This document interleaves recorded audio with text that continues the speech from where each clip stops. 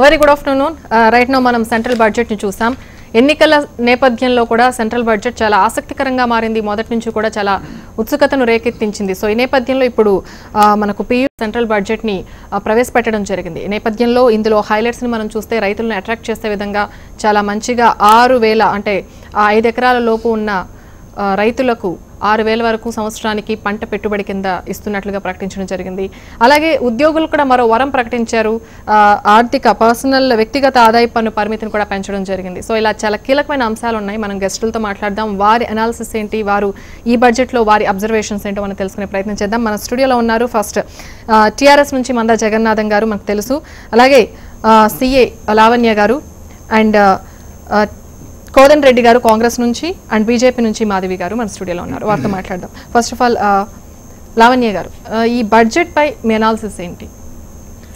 Budget vote on account అన్నారు, interim అన్నారు, for what ever reason. ఇప్పుడు పొలిటికల్ వాళ్ళకి తగిలిన దెబ్బలు కానీ అవన్నీ పక్కన పెడితే మధ్యతరగతికి చాలా మంచి ఊరటనిచ్చింది. ఇప్పుడు బేసిక్ లిమిట్ ఇంచుమించు 2.5 అంటే ఇదివరకు 3 అని మనం అనుకోవచ్చు రఫ్గా. ఎందుకంటే 2.5 to 3 ఉన్న వాళ్ళకి ఆ రిబేట్ ఒకటి ఉండేది, 2,500 రిబేట్ ఒకటి ఉండేది. సో ఇదివరకు ఇంచుమించు 3 ఉందని అనుకోవచ్చు. ఇప్పుడు ఆ 3 అలా 5 అయింది. అదొక పాయింట్. ఒక 7-8 పాయింట్స్ ఉన్న ఇన్కమ్ ట్యాక్స్ పరంగా చూస్తే. తర్వాత స్టాండర్డ్ డిడక్షన్ అనేది ఎంప్లాయీస్కి ఉండేది ఇదివరకు. ఎవరైతే ట్రావెల్ అండ్ మెడికల్ ఈ అలవెన్సెస్ అవి క్లెయిమ్ చేస్తున్నారో వాళ్ళకి లాస్ట్ టైం బడ్జెట్లో ఒక 40,000 వరకు స్టాండర్డ్ డిడక్షన్ తీశారు. So now that has been raised to 50. ఒక 10,000 రూపాయలు వాళ్ళకి పెంచారు. So 10,000 I can deduct from my income. ఆ మేరకు నాకు ట్యాక్స్ అది తగ్గుతుంది అనమాట. తర్వాత ఇదివరకు ఇన్కమ్ ఫ్రమ్ హౌస్ ప్రాపర్టీ అనే క్యాలిక్యులేషన్ మనం చేసేటప్పుడు ఒక హౌస్ సెల్ఫ్ ఆక్యుపైడ్గా ట్రీట్ చేయడానికి ఒప్పుకునేవారు, మిగతా అన్ని లెట్ అవుట్ అనేవారు. ఇప్పుడు ఒక మనిషికి 3 ఇళ్ళు ఉన్నాయని అనుకోండి.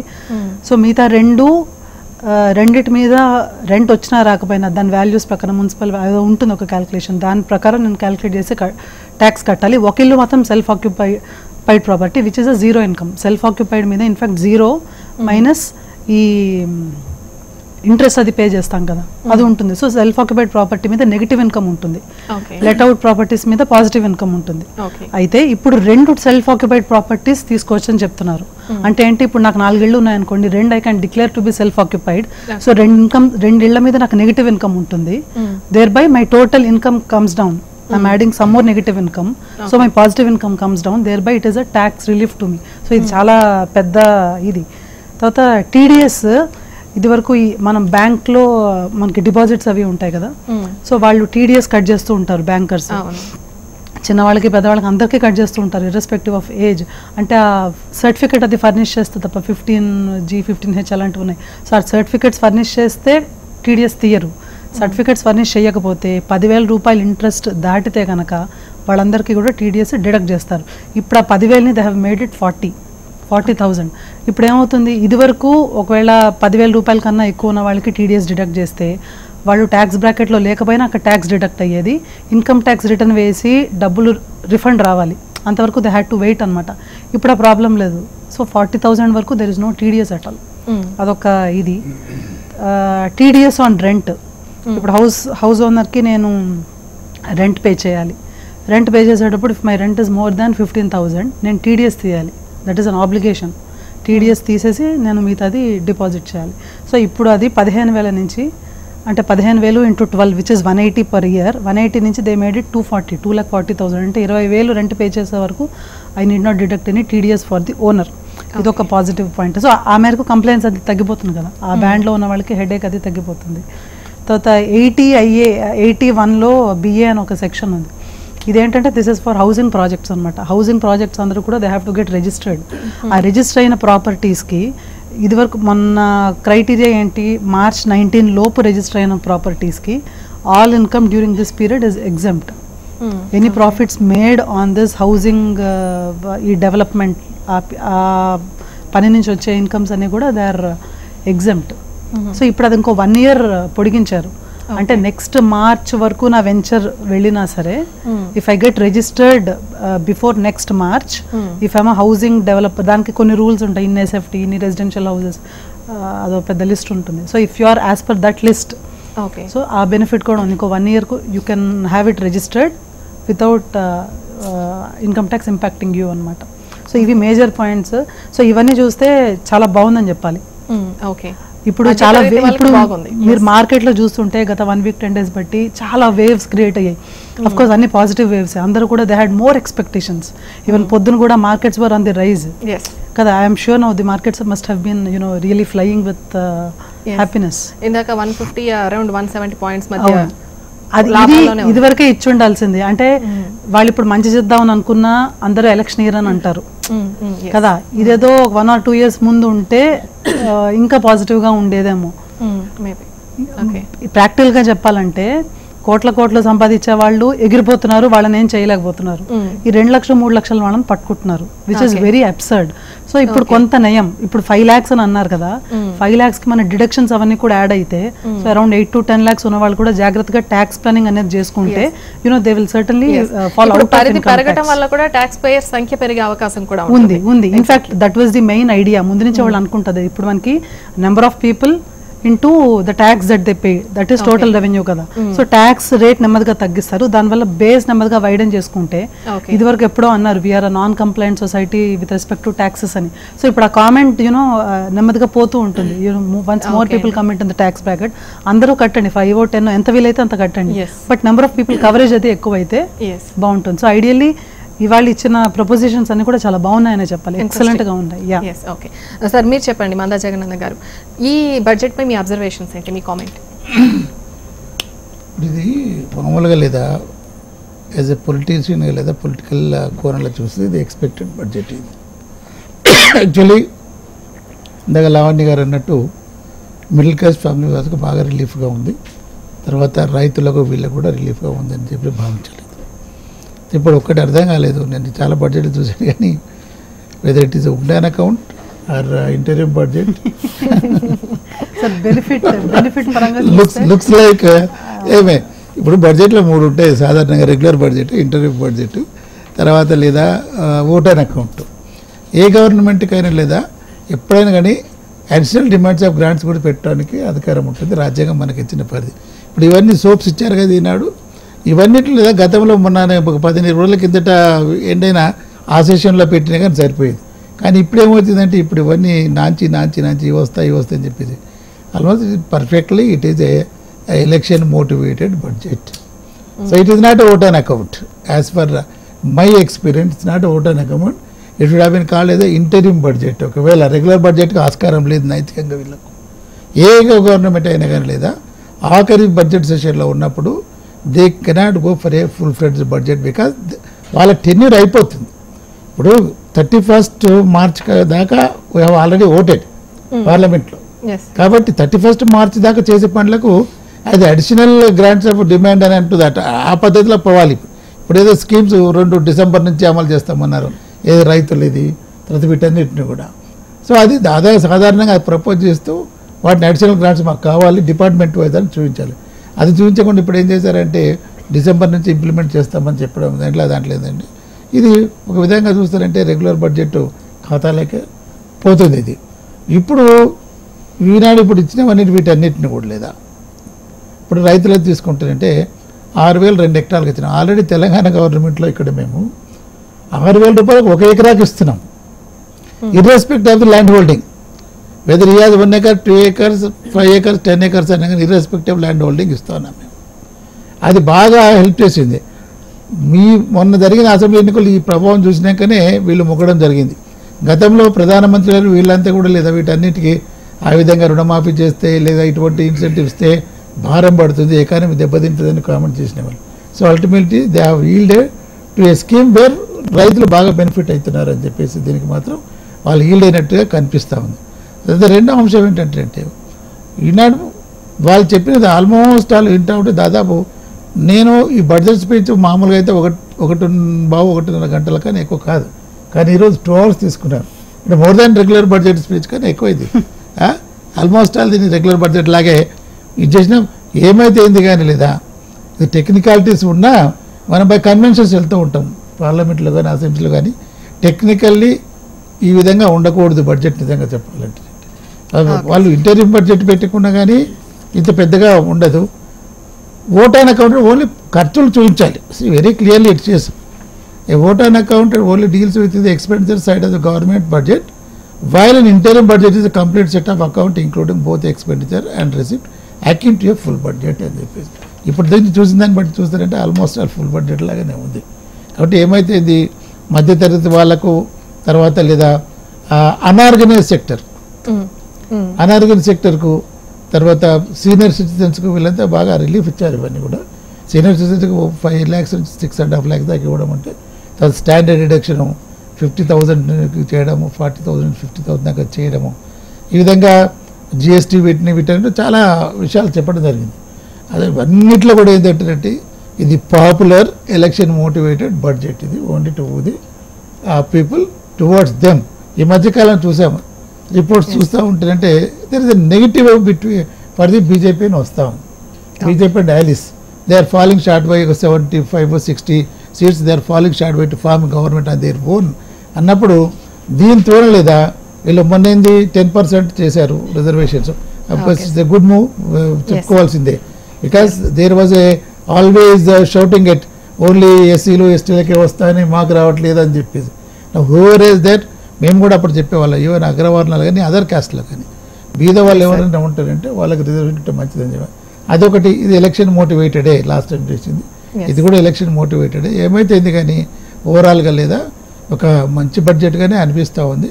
ప్రజలకు సామాన్య ప్రజలకు కాస్త రిలీఫ్ ఇచ్చే విధంగా ఉంది. Okay sir, fine. Manda Jagannath గారు, మనం టీడీపీ వాళ్ళ వాయిస్ చూసాము. సో రాష్ట్రానికి సంబంధించి ఎలాంటి బెనిఫిట్స్ పొందలేనట్టు ఒక నిరాశ అయితే కనిపిస్తోంది. సో ఈ వాయిస్ని మీరు ఎలా చూస్తున్నారు? అంటే స్టేట్స్ వైజ్గా మనం చూడొచ్చా ఈ ఓట్ ఆన్ అకౌంట్ బడ్జెట్ని? ఒక్క విషయము వాళ్ళు గమనించాలి. కేంద్రం బడ్జెట్ ప్రవేశపెట్టేది ఏదైనా అక్కడ ఒక బెనిఫిట్ ఇచ్చినప్పుడు అన్ని రాష్ట్రాలకు ఆ బెనిఫిట్ పర్కులేట్ అవుతుంది. కేంద్రంలో చేసిన చట్టాల ద్వారా వచ్చే ఇవన్నీ లేదా రాష్ట్ర ప్రభుత్వాల ద్వారానే ఇంప్లిమెంట్ చేస్తూ ఉంటారు. ఇప్పుడు ఆయనే చెప్పారు ఇందాక కార్మిక మంత్రి గారు, కార్మికులకు చాలా బాగుందండి, సహకరించే విధంగా ఉందండి, బెనిఫిట్ అయ్యే విధంగా ఉంది. మరి దానికి ప్రత్యేకంగా ఆంధ్రప్రదేశ్కి ఇంత ఎవరు ముడిగట్టారండి? అట్లాగని ఏ పద్ధతిలో అయినా కానీ సరే కొన్ని ఉంటాయి. ఇప్పుడు వాళ్ళు అన్నట్టు విభజన దీని గురించి అడిగిన వీటిలో లేదా ఇది it is A vote on budget, vote on account అంటూ ఉన్నారు. ఇవన్నీ డీటెయిల్స్ ఇవన్నీ ఉండవండి. రేపు ఏదైతేనంటే ఇంక్యుబెంట్ గవర్నమెంట్ ఏమైతే ఉంటుందో వాళ్ళు ప్రజెంట్ చేస్తారు ఏమంటారంటే ఈ యొక్క విభజన చట్టంలో ఉన్న వాటిని ఎందుకు మరి ఇంప్లిమెంట్ చేయలేకపోయారో వాటిని మీరు అప్పుడు మీ పార్లమెంట్ సభ్యులు మీ ద్వారా మాట్లాడితే ఇప్పుడు మీకు అవకాశం ఉంది. ఇప్పుడు చెప్తున్నారు కదా మీ పార్లమెంట్ సభ్యులు రేపు డిబేట్లో పార్టిసిపేట్ చేయండి. డిబేట్ అవుతుంది. ఇది ఊరికే అలాగా పాస్ చేయరు. బిల్లు ఫైనాన్స్ బిల్లు ఇంట్రడ్యూస్ చేశారు కదా ఇప్పుడు మంత్రి గారు. అయితే దాని మీద డిబేట్ అయినప్పుడు మీరు అక్కడ ఇచ్చేయండి. ఎప్పుడైనా కానీ ప్రజెంట్ చేసిన తర్వాత బిల్లు పాస్ అయిపోయింది, పార్లమెంట్ డిబేట్ అయిన తర్వాత ఇంక్లూజన్స్ ఎక్స్క్లూజన్స్ కూడా అవన్నీ ఉంటాయి. దాంట్లో మీరు పట్టు సాధించుకోవడానికి దృష్టికి తీసుకొని రండి. కాబట్టి ఏంటంటే ఇది లిమిటెడ్ స్కోప్ గురించి ప్రవేశపెట్టిన బడ్జెట్ ఇది. దాంట్లో రాష్ట్రాల వరకు అలొకేషన్స్ అంటూ ఏముండవు.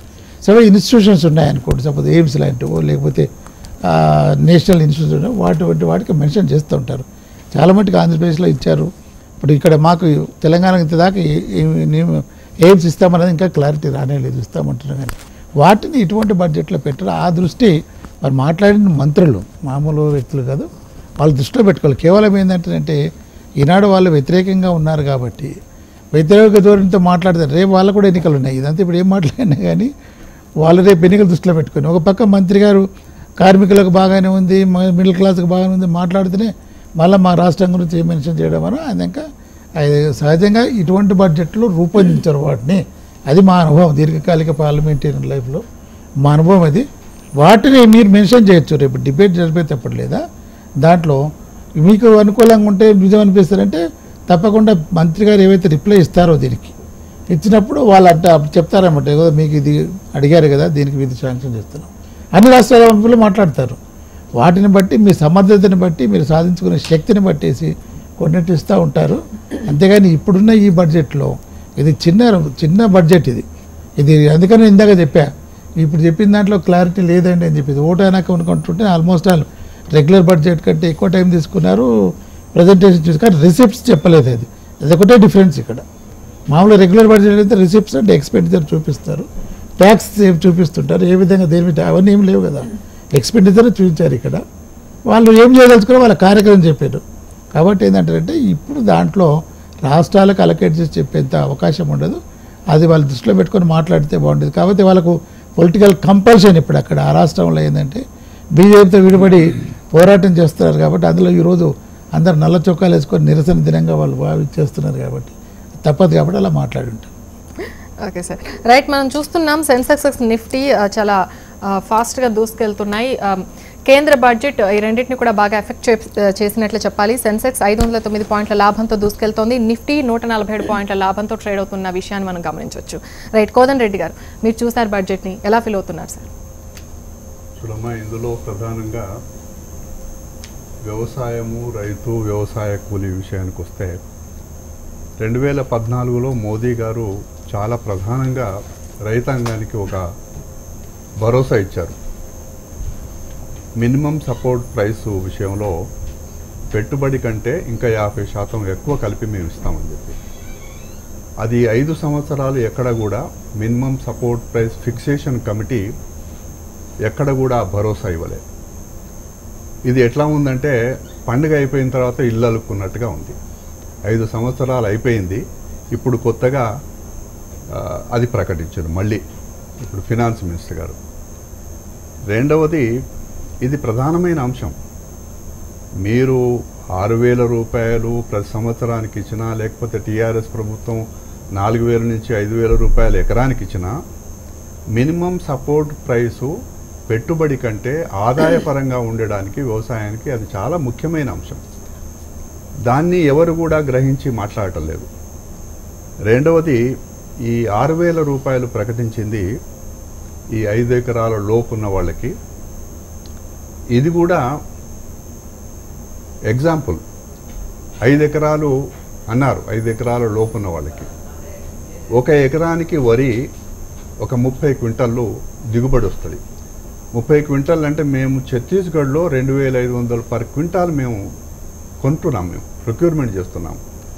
అంటే ఇక్కడ ప్రకటించిన దాని ధర కంటే ఇంకా 500-600 రూపాయలు ఎక్కువ పెట్టి మేము పర్చేజ్ చేస్తున్నాం. అంటే 1 ఎకరానికి 30 క్వింటాలు పడితే 30 × 500 15,000 రూపాయలు. అందువల్ల ఇది మెయిన్గా కేంద్ర ప్రభుత్వాలు చూడాల్సింది. అది కాంగ్రెస్ ప్రభుత్వం కానీ బీజేపీ ప్రభుత్వం కానీ ఎవరున్నా కూడా వ్యవసాయం లాభదాయకంగా కావాలి అని అంటే మినిమం సపోర్ట్ ప్రైస్ చాలా కీలకమైన అంశం. దాని విషయంలో 5 సంవత్సరాలు మెదలకుండా ఉండి ఎక్కడ కూడా ఆ మినిమం సపోర్ట్ ప్రైస్ ఫిక్సేషన్ విషయంలో పట్టించుకోకుండా ఇప్పుడు చివరికి వచ్చేటప్పటికి ఇది ప్రకటించారు. సరే, ఇది 6,000 రూపాయలు, అది కూడా 3 సార్లు 2,000 రూపాయల చొప్పున వాయిదాల పద్ధతిలో ఇస్తామన్నారు. ఈ రెండు కూడా ఎట్లా ఉన్నాయంటే ఇది కేవలం ఎన్నికల దృష్టిలో పెట్టుకొని ప్రకటించినట్టుగానే ఉన్నాయి. ఎందుకంటే వీళ్ళు 5 సంవత్సరాలు ఇంత భారీ మెజారిటీతో కేంద్రంలో అధికారంలో ఉన్న తర్వాత అనేక ఉద్యమాలు జరిగినాయి. ఉదాహరణకి దేశంలో 36,332 మంది రైతులు ఆత్మహత్యలు చేసుకున్నారు. కేంద్రంలో దేశంలో ఉన్న రైతులందరూ కూడా ఢిల్లీ వెళ్ళి మొరబెట్టుకున్నారు. పదయాత్రలు చేసిండ్రు, జులూసులు చేసిండ్రు, అడిగిండ్రు, చివరికి బట్టలు వదిలేసి ప్రదర్శన చేసిండ్రు. కానీ ఎన్నడూ కూడా ఒక్క మాట మోదీ గారు అభయం ఇవ్వలే. ఇవన్నీ ఒక పక్కన ఉంటే ప్రధానంగా కేంద్ర ప్రభుత్వం ఆధీనంలో ఉండే కొన్ని ముఖ్యమైన అంశాలు నేను మనవి చేస్తా ఉన్నా. ఇక్కడ క్రాప్ ఇన్సూరెన్స్ ఉన్నది, ఇది కేంద్ర ప్రభుత్వం బాధ్యత. క్రాప్ ఇన్సూరెన్స్ ఈ 5 సంవత్సరాలలో యూపీఏ ప్రభుత్వం ఉన్నప్పుడు పగడబందిగా ఒక నేషనల్ ఇన్సూరెన్స్ కంపెనీ ఒకటి ఉండేది, అది కేంద్ర ప్రభుత్వం ఆధీనంలో ఉండేది. నష్టపరిహారం ఎప్పటికప్పుడు అంచనా వేసి ఇచ్చేది. ప్రధానమంత్రి గారు మోదీ గారు ప్రధానమంత్రి ఫసల్ బీమా యోజన కింద ప్రకటన చేసిన తర్వాత ప్రీమియం అయితే తక్కువ చేసిండ్రు, కానీ మొత్తం దేశంలో చూస్తే అప్పుడున్న ఇన్సూరెన్స్ కంపెనీలు పక్కన పెట్టి ప్రైవేట్ ఇన్సూరెన్స్ కంపెనీలకు ఇచ్చిండ్రు. మా లెక్కల ప్రకారంగా, నేను మాట్లాడితే రాజకీయంగా అంటారు, మన ఎవరు మొన్న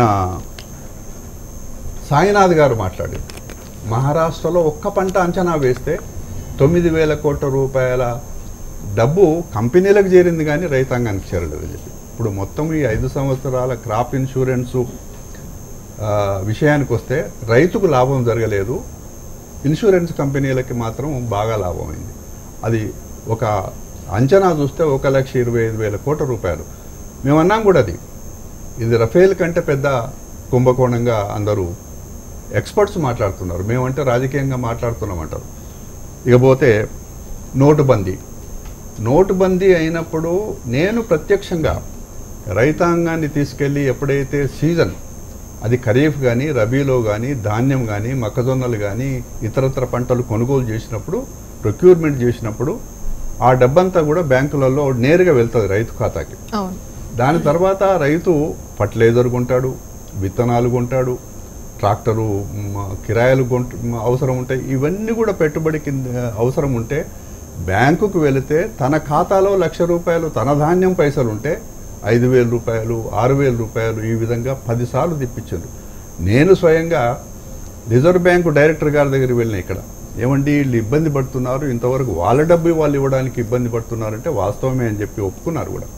అంటే ఎంత మొరబెట్టుకున్నా కూడా అతి కష్టం మీద 250 కోట్ల రూపాయలు ఈ హైదరాబాదులో ఇతర బ్యాంకులలో విడుదల చేసిండ్రు. ఇక మూడవ అంశం ప్రకృతి వైపరీత్యాలు. ప్రకృతి వైపరీత్యాలమ్మా ఇక్కడ వడగళ్ల వాన పడుతుంది, కరువు వస్తుంది, అధిక వర్షాలు పడతాయి. వీటన్నిటికి కూడా పంట నష్టం జరిగినప్పుడు కానీ పశువు నష్టం జరిగినప్పుడు కానీ చివరికి రైతుకు నష్టమైనా ఆ పిడుగులు పడి ఏదైనా కూడా ఒక జీవో నెంబర్ 1 ఉంది. కేంద్రం విడుదల చేసిన జీవో నెంబర్ 1లో చాలా స్పెసిఫిక్గా చెప్పిండ్రు. కానీ ఎక్కడ కూడా ప్రకృతి వైపరీత్యాల నష్టపరిహారం ఇప్పటి వరకు అంచనా వేయలేదు.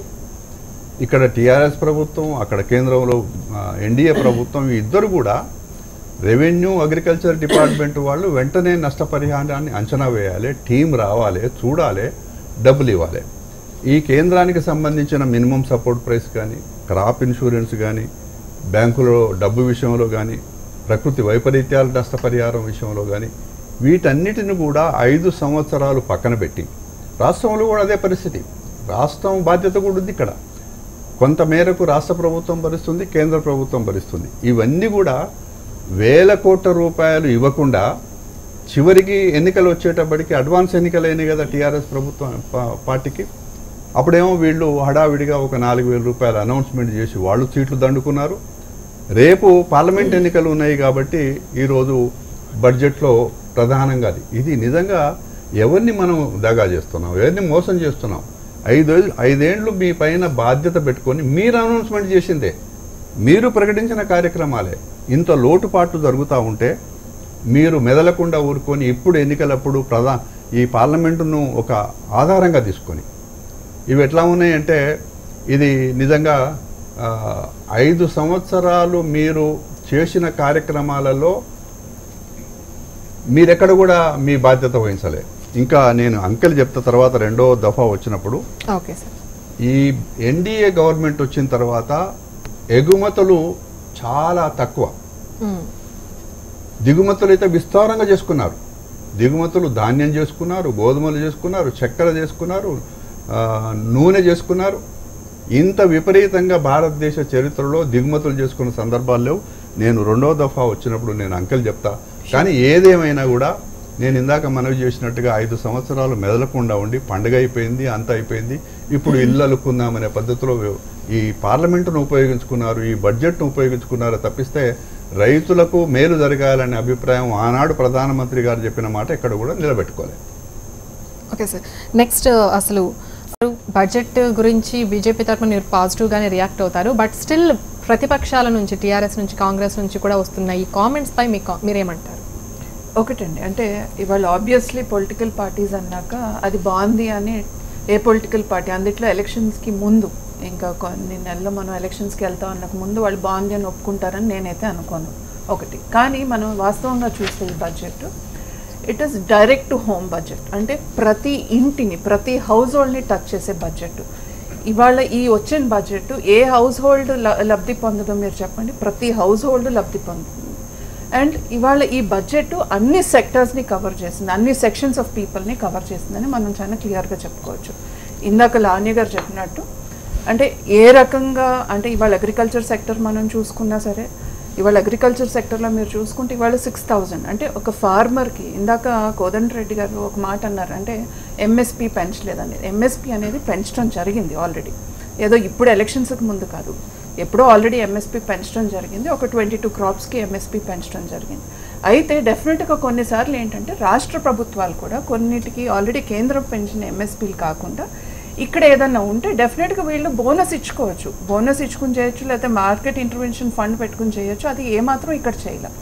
ఇందాక మంద జగన్నాథం గారు ఒక మాట అన్నారు అంటే ఇవాళ తెలంగాణ రాష్ట్రాన్ని లేదా ఇప్పుడు కవిత గారు కూడా తెలంగాణ రాష్ట్రంలో చూసి ఫాలో అవుతున్నారు. ఇవాళ ఏదైతే ఇవాళ రైతులకి మనం ఇచ్చే 6,000 అయితే ఉందో దీనికి మనం ఏం పెట్టుకున్నాం 5 acres కన్నా తక్కువ, అంటే 5 acres లిమిట్, ల్యాండ్ లిమిట్. కానీ తెలంగాణ రాష్ట్రంలో ఏమవుతుంది మీరు చూస్తే ఈ రైతు బంధు దీంట్లో అంత భూస్వాములు వచ్చి అక్కడ చెక్కులు తీసుకోవడం, అంటే ఎన్ఆర్ఐలు వచ్చి ఒట్టి దీనికోసమే వచ్చి చెక్కులు తీసుకునే ఇది మీరు చూసారు. అంటే ఏంటి అని అంటే ఇవాళ నిజంగా ఈ డబ్బు ఎవరికైతే చేరాలో, ఏ రైతు అయితే నిజంగానే పండిస్తున్నాడో ఆ రైతుకి వెళ్ళే విధంగా డెఫినెట్గా, అంటే ఇవాళ చిన్న రైతుకే వెళ్తుంది ఇదంతా ఒకటి. రెండోది ఎంఎస్పి పెంచడం కూడా జరిగింది, తర్వాత నీమ్ కోటెడ్ యూరియా రావడంతో ఇవన్నీ డెఫినెట్గా రైతుకు మేలు జరుగుతుంది ఒకటి. అదే కాకుండా అంటే ఇవాళ ట్యాక్స్ పేయర్స్కి డెఫినెట్గా చాలా బెనిఫిట్ అయ్యింది. ఎందుకంటే ఇవాళ మనం చూసాం 5 లక్షల దాకా ఇచ్చారంటే ఇంకా మనం వేరే బెనిఫిట్స్ అవన్నీ కలుపుకుంటే డెఫినెట్గా ఇంప్లిమెంటేషన్ మీద కవిత గారు ఒక క్వశ్చన్ రైజ్ చేశారు. సో మళ్ళీ బీజేపీ అధికారంలోకి వస్తేనే ఇంప్లిమెంటేషన్ అయ్యే ఛాన్సెస్ ఉన్నాయి. ఇవాళ డెఫినెట్గా మళ్ళీ బీజేపీ అధికారంలోకి వస్తుంది. ఏ ప్రభుత్వం అయినా సరే వచ్చినప్పుడు డెఫినెట్గా ఇవన్నీ ఇంప్లిమెంట్ చేయాల్సిన అవసరం డెఫినెట్గా ఉంది.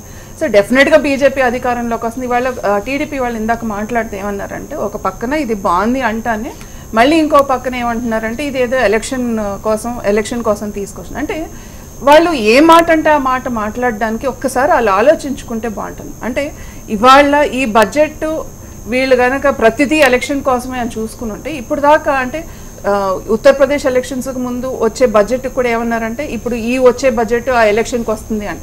అంటే ప్రతి సంవత్సరం మనకి ఎలక్షన్స్ వస్తూనే ఉంటాయి, ఏదో ఒక రాష్ట్రంలో వస్తూ ఉంటుంది, లేకపోతే ఈ 5 years టర్మ్ తర్వాత మనకి జనరల్ ఎలక్షన్ వస్తుంది. ఏ బడ్జెట్ అయినా సరే ఈ బడ్జెట్ వస్తుంది అంటే ఇదిగో ఆ స్టేట్లో ఇది చేయడానికి ఈ బడ్జెట్, లేకపోతే గుజరాత్లో చేయడానికి ఇది, ఇవాళ జిఎస్టీ కౌన్సిల్ కలిసిందంటే గుజరాత్లో ఏదో చేయడానికి అనేది ఈ ప్రతిపక్షాలు మాట్లాడుతూనే ఉన్నాయి. మరి చంద్రబాబు నాయుడు గారు రోజుకు ఒక తైలాలు ప్రకటిస్తున్నారు, దాని గురించి ఎందుకు మాట్లాడరు? ఎందుకు ఇప్పుడు ప్రకటిస్తున్నారు అంటే 4.5 సంవత్సరాలు మీకు డ్వాక్రా మహిళలు కనపడలేదు, ఇవాళ డ్వాక్రా మహిళలు టీడీపీ వాళ్ళకి కనిపించారా? ఇవాళ మనం క్వశ్చన్ చేయాలి, పొలిటికల్ గా మాట్లాడాలంటే ఎన్నో ఉంటాయి మాట్లాడాలి, కానీ ఇవాళ ఈ బడ్జెట్ గురించి మాట్లాడమనండి. ఈ బడ్జెట్ నిజంగానే సామాన్యుడికి ప్రతి ఇంటికి ప్రతి హౌస్ హోల్డ్ కి టచ్ అవుతుందా లేదా? ప్రతి ఇల్లు ఇవాళ నిజంగానే హ్యాపీగా ఉంటుందా లేదా? రావు గారు, so me comment on this budget. So I think the budget prakaram chuste it's actually very attractive for the middle class. Middle class will certainly benefit from this budget, primarily because the income tax slab has been enhanced, adukati. Second, the farmers part of it, I think it will benefit the farmers, but the entire approach has to be far more holistic. Announcement is one, practical implementation is another namata. So that is the second thing, but I think the government will have to clarify as to what they intend to do, how do they ensure that the agri economy prospers. That's chala important manaki. Third is the benefits of GST and demonetization. I think 3 lakh shell companies close API, so I think that is a good thing for the economy. I think we have seen the benefits of that. Coming back to the overall ecosystem, economy cannot develop without employment. So I think one important aspect which the government will have to still clarify and work on, it's still an interim budget, is how do we create and generate employment. That is very, very important. So there has to be thrust in terms of startups. We haven't seen any mention of startups at the moment. We haven't seen the government talking about the industry, digital India. Inta mundu announcements ayyayi digital India gurinchi, but in terms of what has been implemented and where we have made the progress, adi matram we don't have the insights at the moment. That is limited to announcements. But of course, the mobile base has grown to around 100 crores, which is significantly good. అందులో almost 50% I think smartphone users now, roughly around I think 33%. But internet penetration matram perigindi Indialo. So whether it is businesses or otherwise broadband, I think we have close to around, if I'm not wrong, close to around 500 million 50 కోట్ల internet users unnaru. అందులో probably around 50% will be social media users. So that is giving way to digital consumption, but that platform has been developed with the help of the government and the previous governments. But in terms of employment generation, we haven't seen much through the budget at the moment. We will have to have the government clarify how they will increase the employment overall and grow the GDP. Okay, అదే ఒక కీలకమైన comment మనం చూసాం. Piyush Goyal said that we are in second place in the startup. Yes. So I think that we have to give to the government, that the government has done a good job when it comes to startups. Mana Telangana government also is working very hard in that space. Mana Telangana government, Ram Garu, KTR, he's worked very hard to build the T-Hub. So I think startups, my belief is that India will become the world's startup capital. Adi tappanisariga I think next 4-5 years lo ayipotundi. Startups chala mana country ki chala critical andi, endukante 50% of India's population is born after 1982. Okay, So ఇప్పుడు మన population estimates తీసుకుంటే we are almost close to 130 crores. So అందులో 50% are born after 1982. So what does it mean? It means that 1 out of 2 person is probably looking for employment. అందులో మీరు 50% తీసుకోండి as male and female population. So out of the 65 crores, you take 50% as women or men. So even if you take just the men wanting to work, right, and then 80% of them get educated, I think we will require around 200 plus crore jobs. Okay, అందులో women కూడా include చేస్తే I think we'll go to around 300 crore jobs. Now మనకి even if we emerge as a startup capital, we'll still continue to have a problem called unemployment. మన దేశంలో ఒక పెద్ద problem ఏంటంటే in the next 10 years we are going to be facing the problem of educated unemployed. Okay, So even if you're an engineer, even if you are a management graduate, there is a possibility that you're educated but you may not get a job. So daniki the only solution in this country is to encourage startups. Okay, So we will have to encourage, I think, close to around, to my mind, around close to around 1 crore startups. Okay, 1 to probably 10 million startups. Okkoka prastham, if you take as an example, even if we start 1 crore startups, even if they employ 20 people, we can employ around 20 crores. Okay, fine. So I think that's where the focus should be by the government. It should just not be mere sloganeering in terms of startup India, but it should be having a ground impact so that the economy and the unemployment is addressed within the country. Okay అండి. So startup విషయంలో మీరు హ్యాపీగానే ఉన్నప్పటికీ కూడా అన్ఎంప్లాయ్మెంట్ని set చేసే విధంగా employment, educated and unemployment పెరిగే chances ఉన్నాయి అనేది మీ feeling? Yes, I believe that this problem is going to be worse, and in addition to food problem that we're going to face, unemployment will be a bigger problem. Okay, Kodanda Reddy గారు. ఇందులో అన్నారు MSP విషయంలో minimum support price ఫిక్సేషన్కి central గవర్నమెంట్లో committee ఉన్నది, కానీ అది సైంటిఫిక్గా జరగటం లేదమ్మా. అది అందుకే మోదీ గారు కానీ స్వామినాథన్ గారు కానీ ఏమన్నారంటే 50% ఇంకా అదనంగా చేర్చాలనేది. ఓకే, అది ఇదివరకే ఒకసారి నిర్ణయం జరిగింది, కాకపోతే మోదీ గారు ప్రామిస్ చేశారు. ఇది జరగటం లేదు కాబట్టే మేమేమన్నామంటే రాష్ట్రాలకు కూడా అధికారాలు ఇవ్వాలి, రాష్ట్రాలలో కూడా మినిమం సపోర్ట్ ప్రైస్ ఫిక్సేషన్ కమిటీలు ఉండాలి, అప్పుడే న్యాయం జరుగుతుంది. ఉదాహరణకి ఆంధ్ర తెలంగాణ చూడండి, ఆంధ్రాలో వనరులు వేరు, పెట్టుబడులు వేరు, తెలంగాణలో వనరులు వేరు, పెట్టుబడి వేరు. కాబట్టి ఒక రాష్ట్రానికి పెట్టుబడులలో వనరులలో తేడా ఉంటాయి. పంజాబ్ను చూస్తే ఒక రకంగా ఉంటుంది, ఛత్తీస్గఢ్ ఇంకొక రకంగా ఉంటుంది. కాబట్టి మినిమం సపోర్ట్ పంటలు కూడా ఒక్కొక్క రాష్ట్రంలో పంటలు విధానం డిఫరెంట్గా ఉంటుంది. కాబట్టి వీటి విషయంలో మినిమం సపోర్ట్ ప్రైస్ ఫిక్సేషన్ విషయంలో సైంటిఫిక్గా లేదనేది ఒకటి మాట. అల్టిమేట్గా ఏమన్నారంటే స్వామినాథన్ గారు 50% ఇంకా అదనంగా చేస్తామని. కాకపోతే ఇది 5 సంవత్సరాలలో మోదీ గారు ఎప్పుడు కూడా దీనిపైన దృష్టి పెట్టలేదు అనేదే మా అభిప్రాయం. ఇకపోతే రుణమాఫీ విషయంలో రుణమాఫీ చేయాలి అనేది రైతులు కూడా అడుగుతున్నారు. ఎందుకు అడుగుతున్నారు? పెద్ద పెట్టుబడులదారులకు అందరికి కూడా బ్యాంకులలో విపరీతంగా రుణాలు తీసుకున్నారు. ఎగ్గొట్టినరు, వాళ్ళు హాయిగా దర్జాగా తిరుగుతున్నారు, మా పరిస్థితి ఏందని చెప్పి రైతులకు అడిగినప్పుడు అన్ని రాజకీయ పార్టీలు కూడా ఒప్పుకున్నాయి. మేము ప్రధానంగా యూపీఏ గవర్నమెంట్లో కాంగ్రెస్ అధికారంలో ఉన్నప్పుడు దాదాపుగా 73,000 కోట్ల రూపాయలు మేము రుణమాఫీ చేసినాం. దానివల్ల దేశమంతా కొన్ని లక్షల కుటుంబాలకు, కోట్ల కుటుంబాలకు బెనిఫిట్ అయింది. ఇక్కడ మరీ ప్రధానంగా ఇక్కడ రుణమాఫీ జరిగింది రాష్ట్రంలో 2014లో కేసీఆర్ గారు అన్నారు. కానీ మాట తప్పి ఒకసారి చేయకుండా 4 దఫాలు, చివరి దఫా వచ్చేటప్పటికి మళ్ళీ 2 దఫాలు ఈ విధంగా ఇవ్వడం వల్ల ఏమైందంటే ఇంట్రెస్ట్ రైతు ఖాతాలో పడ్డది. అది పెద్ద భారం అయిపోయింది.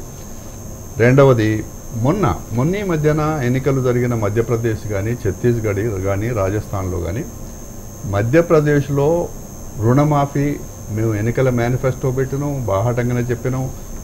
ఎన్నికలు వచ్చి ముఖ్యమంత్రి గారు ప్రమాణ స్వీకారం చేసిన తర్వాత అనౌన్స్మెంట్ చేసిన దాంట్లో 53,000 కోట్ల రూపాయలు రుణమాఫీ చేసినాం. చేయడమే కాకుండా బీజేపీ అదివరకు అధికారంలో ఉన్న సంవత్సరాలు కూడా, అంటే 2007 నుంచి 2018 వరకు తీసుకుంటే 53,000 కోట్ల రూపాయలని, అది కూడా ఆ 53,000 కోట్ల రూపాయలు కూడా ఒకే దఫాగా ఆ రాష్ట్ర ప్రభుత్వం బ్యాంకులకు గ్యారంటీ ఇచ్చి ఆ 2 సంవత్సరాల ఇంట్రెస్ట్ 9% కూడా మేమే భరిస్తాం, కానీ రైతును ఒక్క పైసా అప్పడగొద్దు అనేది రుణమాఫీ ఆ విధంగా చేసింది. ఈ విధంగా చూస్తే ఛత్తీస్గఢ్లో కూడా 2,500 రూపాయలు ప్యాడీకి ధర పెరగడం వల్ల మంచి లాభం జరుగుతూ ఉంది రైతుకి. ఇక్కడ ప్రధానంగా చూడండి, ఎక్కడైనా బ్యాంకులకు వెళ్ళినప్పుడు ఉన్న వాళ్ళకే డబ్బులు ఇస్తారు, రైతులకు ఇవ్వరు. రైతులకు చాలా మినిమంగా ఇస్తారు, చాలా తక్కువ ఇస్తారు. 1,00,000 రూపాయల కంటే ఎక్కువ ఇవ్వరు క్రాప్ రుణాలు. అందుకే రైతులలో ఇబ్బందులు వస్తున్నాయి. ప్రైవేట్ రుణాలకు పోతున్నారు, అక్కడ మనీ లెండింగ్ లైసెన్సు అమల్లో లేదు, విపరీతంగా ఇంట్రెస్ట్లు పెంచుతున్నారు. వీటన్నిటినో దృష్టిలో పెట్టుకొని ఇట్లాంటి తాయిలాల కంటే, ఇట్లాంటి వీటికంటే మేము వ్యతిరేకం కాదు. మీరు పెట్టుబడికి 6,000 రూపాయలు కేంద్రం ఇచ్చిన, రాష్ట్రంలో ఎకరానికి 4,000, 5,000 రూపాయలు ఇచ్చిన, వీఆర్ నాట్ అగెనెస్ట్. కానీ మూలం ఎక్కడ రైతుకు లాభం జరగాలి. వ్యవసాయంలో లాభం జరగకపోతే వ్యవసాయం నుంచి తప్పుకుంటారు. అందువల్ల ఇది చాలా ప్రధానంగా చూసుకోవాలి. ఇంకొకటి ఉదాహరణకి నేను ఇక్కడ ఒక మాట, నేను ఇందాక అన్న పాయింట్లో, ఈ 5 సంవత్సరాలన్నమా వంట నూనెలు 15 మిలియన్ టన్నుల వంట నూనెలు మనం దిగుమతి చేసుకున్నాం. పప్పు దినుసులు 5.33 మిలియన్ టన్నులు, గోధుమలు 5.74 మిలియన్ టన్నులు, చక్కెర కూడా 1.94. గతంలో యూపీఏ ప్రభుత్వంలో ఉన్నప్పుడు ఇవన్నీ కూడా ఎగుమతి చేసే దశలో ఉన్నాం మనం. దీనివల్ల ఏమైంది, దిగుమతి విపరీతంగా ఆహార పంటలు కానీ, పప్పు దినుసులు కానీ, నూనె కానీ, గోధుమలు కానీ, చక్కెర కానీ దిగుమతి చేసుకోవడం వల్ల రైతుకు బాగా నష్టమైంది. అదేవిధంగా మనము ఒక్కసారి దేశంలో చూస్తే రైతు ఆత్మహత్యలు కొత్త ఏం కాదు, దేశంలో చాలా కాలంగా జరుగుతూ ఉన్నాయి. అన్ని ప్రభుత్వాలు కూడా ప్రయత్నం చేసినాయి. కానీ మోదీ గారు అధికారానికి వచ్చిన తర్వాత హ్యూమన్ రైట్స్ కమిషన్ కూడా క్వశ్చన్ చేసింది, సుమోటోగా తీసుకున్నది. ఎందుకు ఇంత విపరీతంగా రైతులు ఆత్మహత్యలు చేసుకుంటున్నారు, సమాధానం చెప్పమని చెప్పి ప్రభుత్వాన్ని అడిగింది. అంటే ఇవన్నీ ఈ 2 కూడా ఉదాహరణ ఏమిటంటే, వ్యవసాయం గిట్టుబాటు కాక,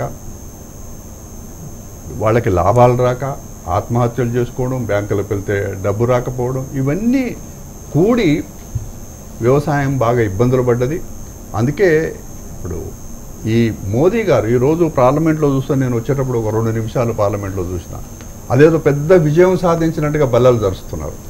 ఇది కేవలం ఎన్నికల కంటే ముందు పెట్టిన బడ్జెట్, అంత పెద్దగా కేకలు పెట్టాల్సిన అవసరం లేదు. ఒకవేళ ఈ 5 సంవత్సరాల్లో కనుక మీరు అవి అమలు చేసి ఉంటే శభాషాన్ని అనిపించుకునే రకంగా ప్రయత్నం చేయాలి. కానీ ఇది, నేనైతే ఒక మాట అంటాను, ఇది పుణ్యకాలం అంతా అయిపోయింది. Okay sir, right. మీరు లాస్ట్లో మీరు ప్రవేశపెట్టినరు, ఇది మంచిది కాదు. ఇది కేవలం ఎన్నికల దృష్టిలో పెట్టుకొని మీరు రైతులకు కానీ, రైతు కూలీలకు కానీ, సాధారణ ప్రజలకు కానీ చేసినట్టుగా మా పార్టీ అభిప్రాయం. ఓకే సార్, అయితే ఇదే అంటే ఈ బడ్జెట్ మీద ప్రస్తుతం ప్రకాష్ జవదేకర్ మాట్లాడుతున్నారు, మనం చూద్దాం లైవ్ లో. तो वो 5 लाख तक का टैक्स न होना, ये बहुत ही, और उसके साथ साथ गरीबों को जिस तरह से आवास से, बिजली से, गैस से सब कार्यक्रम चल रहे हैं, उसको भी नई ऊंचाई देने का इसमें संकल्प है. ये विजनरी बजट है. This is visionary budget. This gives justice to farmers. 12 crore farmers will get 6,000 rupees in their bank account every year to help them out to do the farming. The middle class is benefited because income tax up to 5 lakh rupees is not there now, and practically up to 6.5 lakh he'll get concession. And HRD has increased the budget of 10,000 crore rupees, and with HIFA funding, my budget goes up to 123 lakh rupees, 1,23,000 crore rupees.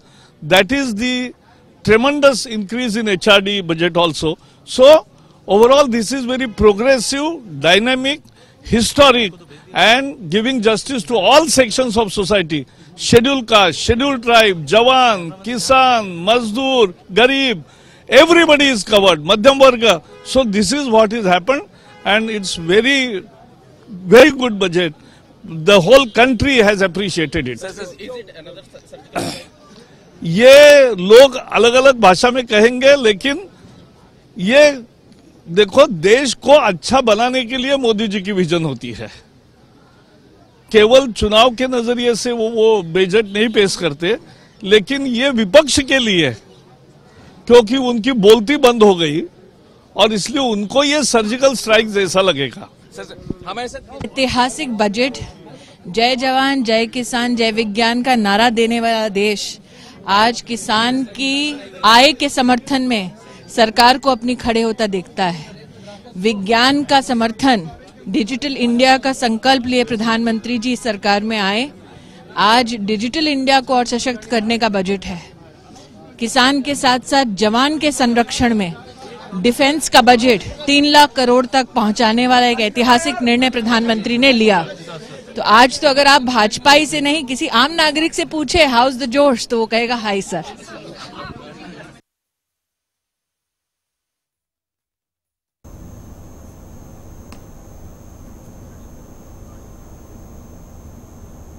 Right, budget pi ministers Smriti Irani అలాగే ప్రకాష్ జవదేకర్ వారి response ఏ విధంగా ఉందో మనం చూసాం ఇప్పటివరకు కూడా. మాధవి గారు, budget బాగుంది, కానీ మనం చూస్తుంటే 5 years నుంచి ఒక చిత్తశుద్ధి కనిపించలేదు, కానీ ఇక్కడ మాత్రం చాలా చిత్తశుద్ధి కనిపించింది. ఎక్కడంటే మధ్యతరగతి ప్రజలు ఎక్స్పెక్ట్ చేస్తున్నారు పన్ను స్లాబ్ పెంచడం గురించి. దాని గురించి ఇప్పటి వరకు డెసిషన్ తీసుకోకుండా కేవలం ఈ ఇయర్లో డెసిషన్ తీసుకోవడం వల్ల ఏమవుతుందంటే దాని ఇంప్లిమెంటేషన్ మీద చాలా క్వశ్చన్స్ రేజ్ అవుతున్నాయి.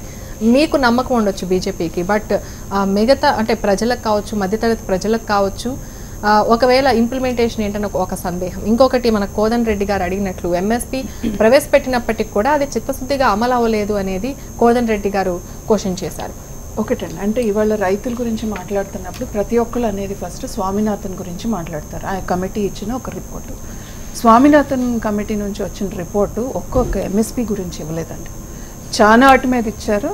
అంటే ఒక ఎంఎస్పీ అనేది డెఫినెట్గా వన్ పార్ట్ ఆఫ్ ఇట్, కానీ అది లాస్ట్ పాయింట్.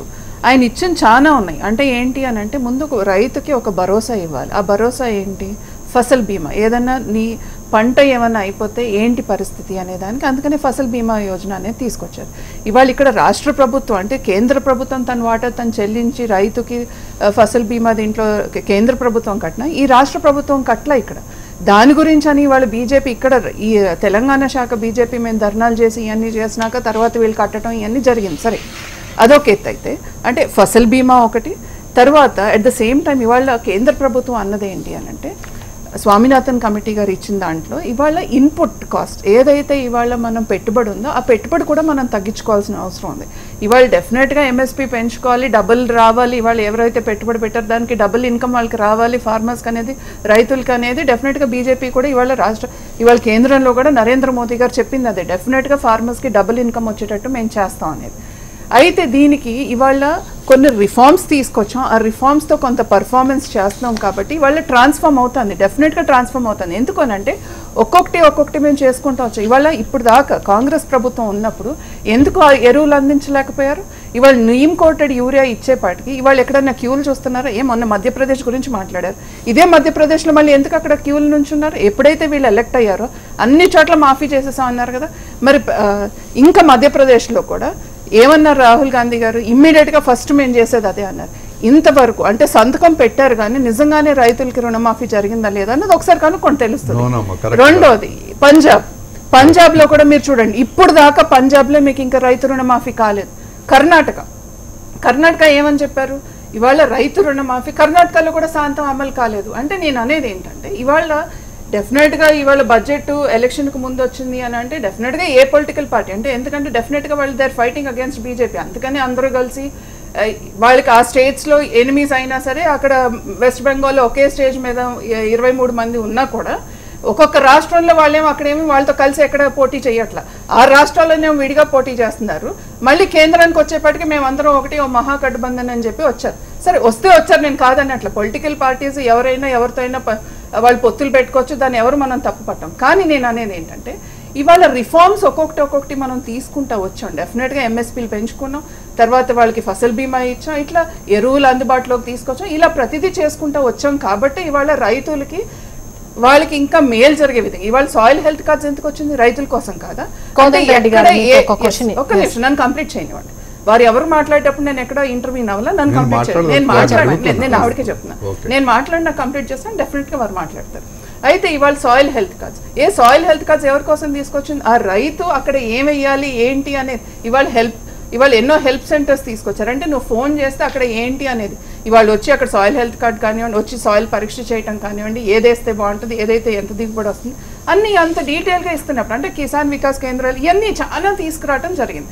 ఇవాళ ఒట్టి మనం రైతుల గురించి అనేది ఒక కాసేపు పక్కన పెడితే ఇవాళ ముద్రా లోన్స్ తీసుకోండి. ఇవాళ ముద్రా లోన్స్ ఇవాళ ఆల్రెడీ కొన్ని ఫిగర్స్ ఇవ్వటం జరిగింది. ముద్రా లోన్స్లో ఎంతమందికి లోన్స్ ఇవ్వటం జరిగింది అని అంటే 7.2 lakh crore అమౌంట్ ఇవాళ ముద్రా లోన్స్లో ఇచ్చారు. ఎందుకు అని అంటే నిజంగానే రోజు కూరగాయలు అమ్ముకునేవాళ్ళు వాళ్ళు ఆ రోజు కూరగాయలు కొని అమ్మాలి అని అంటే 10 రూపాయలకి వడ్డీకి తీసుకొచ్చి వాళ్ళు ఆ రోజు అమ్మి మళ్ళీ కట్టేసి వెళ్తారు. అలాంటి వాళ్ళకి ఎలాంటి కొలాటరల్ సెక్యూరిటీ లేకుండా వాళ్ళని మీరు బిజినెస్ చేసుకోండి. 10,000 కాడ నుంచి మీరు ఎక్కడి దాకైనా సరే మీరు అంటే ఇట్ డిపెండ్స్, అంటే మన బిజినెస్ని బట్టి అది 10,000 కావచ్చు, లేకపోతే 1,00,000 కావచ్చు, 5 లక్షలు కావచ్చు, 10 లక్షలు కావచ్చు.